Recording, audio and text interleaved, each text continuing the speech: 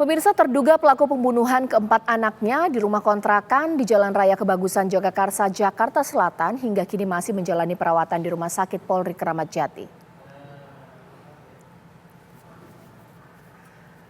PD dirawat usai mencoba bunuh diri. Saat ini kondisinya membaik dan telah sadarkan diri.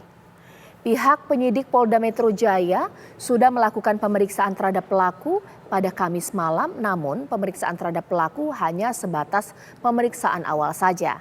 Pihak penyidik belum dapat melakukan pemeriksaan secara intens dan mendalam lantaran harus menyesuaikan kondisi psikis dan kesehatan dari pelaku. Hingga Jumat siang, pelaku sudah menjalani sejumlah rangkaian pemeriksaan medis.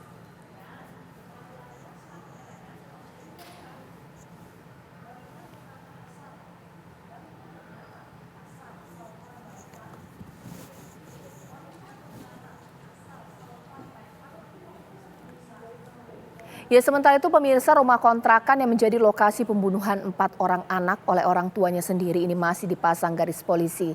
Sejumlah barang dan mainan anak-anak ini nampak tergeletak di depan rumah. Kondisi lingkungan di sekitar TKP pun tampak sepi.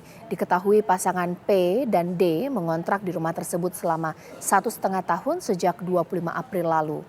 Berdasarkan keterangan para tetangga, keluarga ini dinilai cukup tertutup dan jarang bersosialisasi.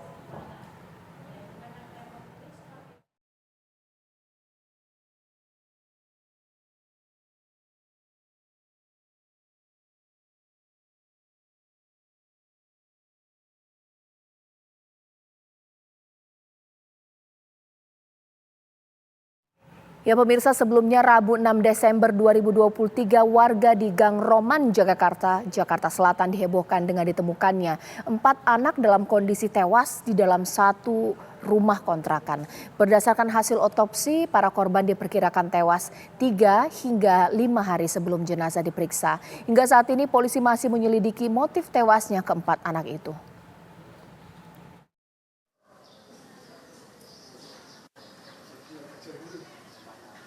Rabu 6 Desember 2023, warga di Gang Roman Jagakarsa, Jakarta Selatan dihebohkan dengan ditemukannya 4 anak dalam kondisi tewas di dalam salah satu rumah kontrakan. Posisi para korban disebutkan berjejer di atas kasur.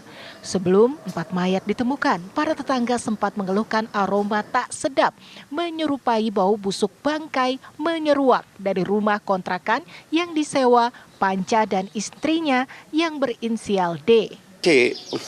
Bau busuk, tetangga ini bau busuk lapor ke saya lalu saya nyari kunci nggak dapet, saya panggil keluarganya, ada datang 2 orang keluarganya, lalu saya panggil tukang kunci, dibongkar dibor, datang, saya belum bisa masuk, begitu terbongkar pintu, keluarga masuk, keluarganya dia ini, dilihat di dalam udah ada mayat, keluar nangis, saya bilang ada apa, ada mayat, saya lapor polisi baru. Panca, pelaku pembunuhan, ternyata pada Sabtu 2 Desember lalu melakukan tindak kekerasan dalam rumah tangga atau KDRT terhadap D, istrinya. Panca bahkan sudah dilaporkan ke pihak berwajib. Saat ini, istri terduga pelaku masih menjalani perawatan di rumah sakit. Oleh polisi langsung ke sini ke TKP, ingin lihat ibunya. Ternyata ibunya sudah ada darah dari mulut dan dari hidung. Akhirnya polisi tidak bisa wawancara dengan ibunya. Ibunya dibawa ke rumah sakit Aulia. Setelah dibawa ke rumah sakit Aulia, sudah akhirnya di sini ada kakeknya, ada neneknya, ada keponakan segala, ada di sini. Sudah habis dari situ sudah hari Sabtu. Pada hari Minggunya anak ini anak-anaknya 4 ini nggak keluar. Biasanya kan pada main anak-anak, nggak keluar sama sekali.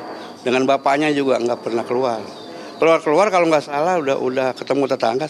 Udah siang, ditanya, Pak anak-anak pada kemana? Dia bilang saya titipin ke rumah teman saya.